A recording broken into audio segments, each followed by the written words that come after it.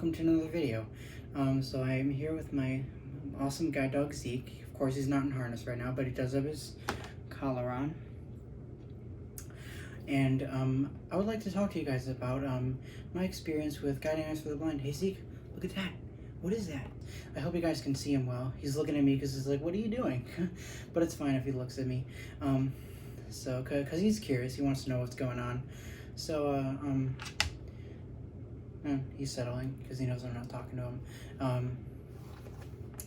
So as you all know, I just flew home with my guide dog Zeke on January 28th, 2022.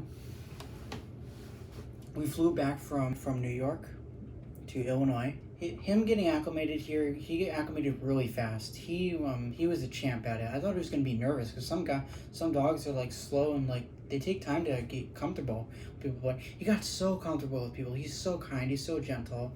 He was very empathetic towards everybody, and he just loves the attention. Like when you scratch his back or like belly area right here, he would usually wag his tail, but he's tired, so. But that's what he would usually do. So what happened was, I've already started working him. Tomorrow, we're gonna be doing something, but I had to backtrack. So when I got to Guiding Eyes campus on January 17th of this year, and that was before even Zeke came into my life. That's where everybody comes in and flies into the campus or drive in, whatever, and we all get settled and get to know each other.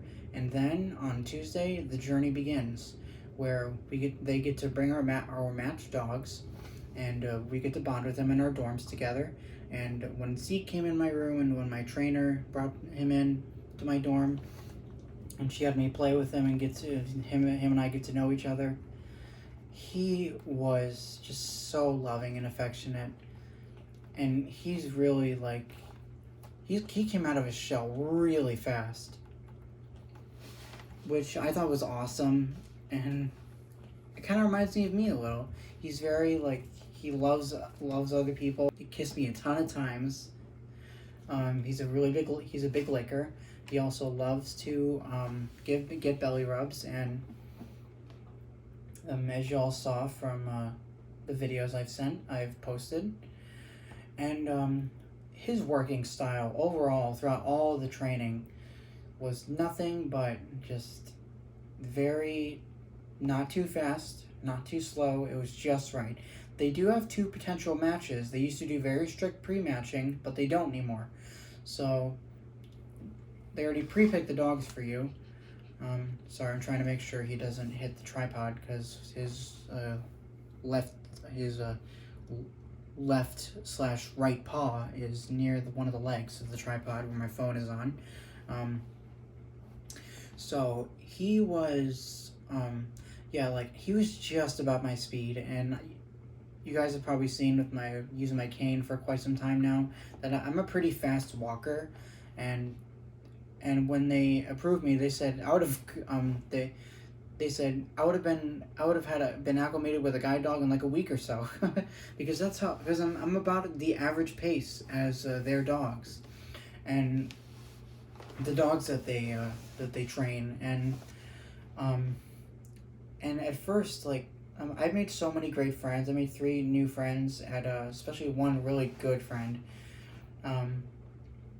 During the Guiding Eyes, during the campus training. The training was 2 weeks. It was a lot to take in. We had to listen to lectures a ton of times, go over certain things. It was a lot.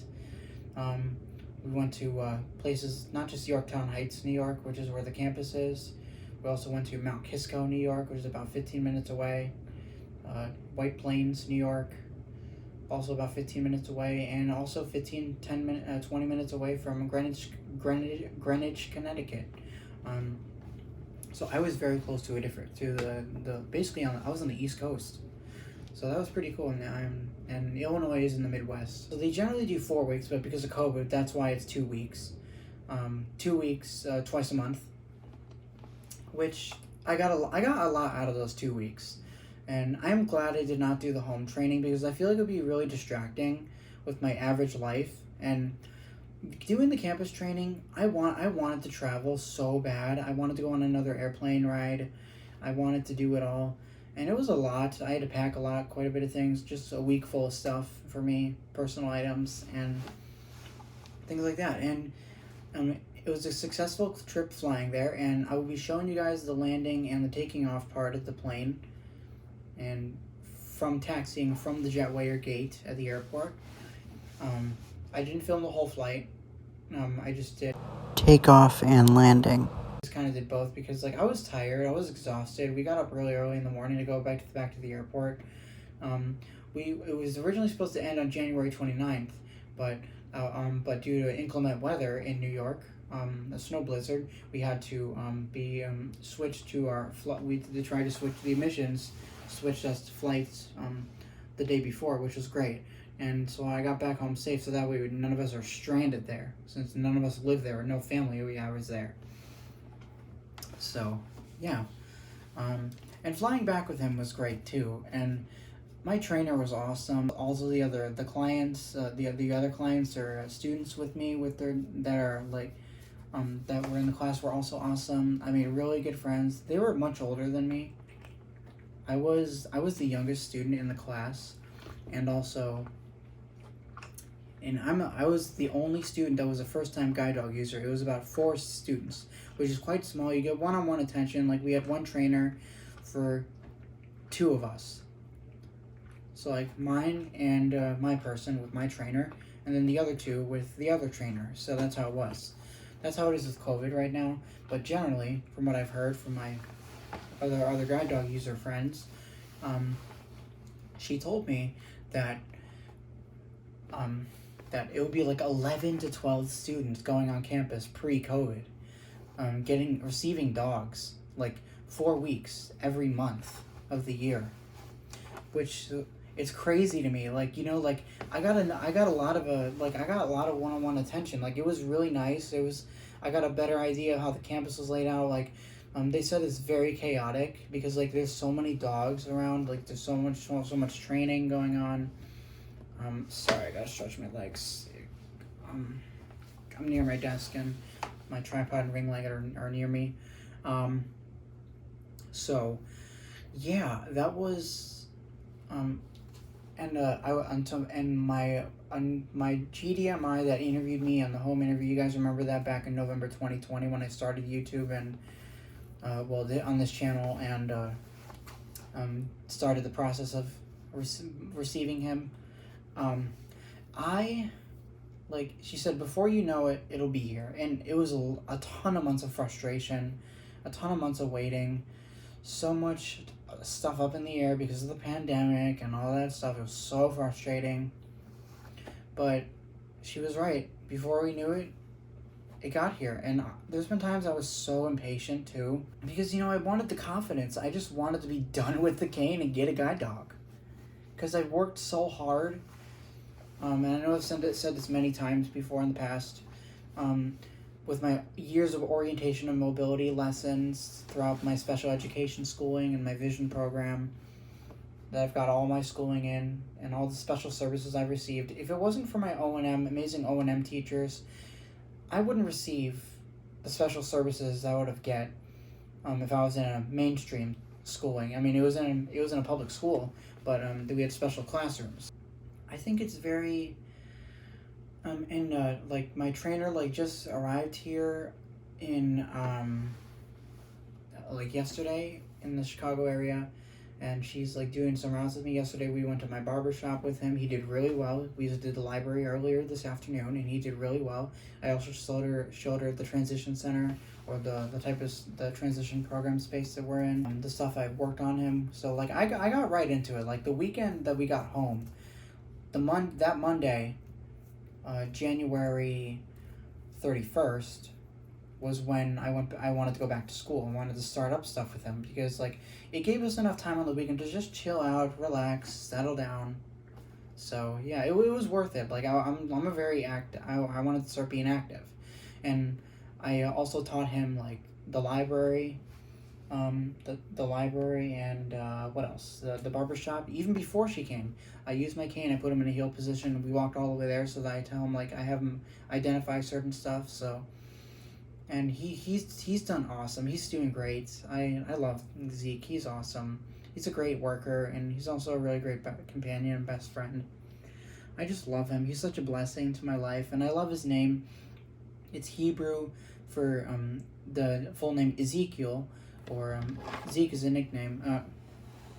He's turning over because probably wants belly scratches. But anyways, yeah, Zeke is January 18th, 2022, from years down the road, getting many guide dogs in the rest of years of his life working career. January 18th of 2022 will be the year and date that Zeke has walked into my life and changed it forever of being a guide dog user. It was so many years. Like, I've dreamt, this is a dream of mine to have this my whole life. I've worked so hard towards this, and I'm so proud of myself for getting there. I'm just really happy that I've pushed myself out of my comfort zone. And I think it's really important for you, my viewers, and anybody who's blind, visually impaired, disabled out there, to get yourself out of your comfort zone, because you have to be your own self-advocate, basically. I had to do that at the airport for them to help me and get assistance, even with him. And the staff was just awesome. Like, everybody was just kind and very patient with me on the flight and also in the airport, and it was just overall a great experience, and I would do it all again. And Guiding Eyes for the Blind, you might be watching this video or my channel, and if you are, and if you see Zeke and I, thank you guys so much for the independence you guys have given me. You have truly changed my life, and I'm so proud, and my family is so proud to be part of your organization. You guys are amazing. I couldn't thank you enough for the experience, and I would do it all again with you guys, so thank you. I hope you all enjoyed this video tonight. Comment, like, and subscribe, and Zeke and I would like to wish you guys a good night, good day, whatever time zone you're in the world, and that'll be it. Bye. Hey, Zeke. Zeke. Look. Hey, Zeke. Hey. Alright, he's saying, alright, bye everybody. See you in the next video.